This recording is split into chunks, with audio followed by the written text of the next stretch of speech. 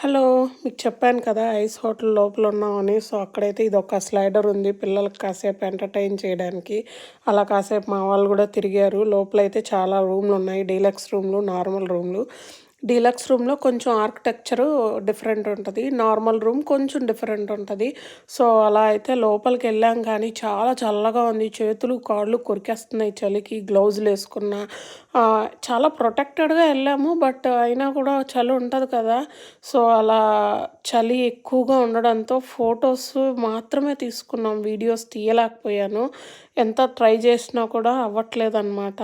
తర్వాతొచ్చేసరికి ఇక్కడ ఒకటొస్తది చూడండి. ఇదైతే లోపల ఒక మనిషి ఉన్నట్టు దానిపైన ఇలా ఫ్రీజ్ చేసినట్టు చేశారు. రియల్‌గా ఉన్నారో లేదో మరి నాకైతే తెలీదు.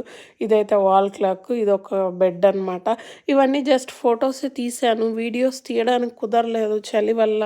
అంతసేపు ఫోన్ పెట్టుకోవడం అంటే చాలా కష్టమైపోతాంది. ఎందుకంటే లోపల ఎంత ఫ్రీజీగా ఉంటదో మామూలుగా ఉండదు. అలా ఉంటది. మనం ఏకంగా ఇంకా -10, 15 అలా ఫ్రీజర్‌లో ఉన్నట్టే అనమాట. ఆ రేంజ్‌లో ఉంటది లోపల. మెయింటెనెన్స్ చేస్తారు అలాగా. తర్వాతొచ్చేసరికి కొన్ని వీడియోస్ తీశాను. నెక్స్ట్ వీడియోస్‌లో పెడతాను. ట్రై చేశాను. అవి గూడా ఎంత పర్ఫెక్ట్ వచ్చాయో మరి తెలీదు. చూడాలి.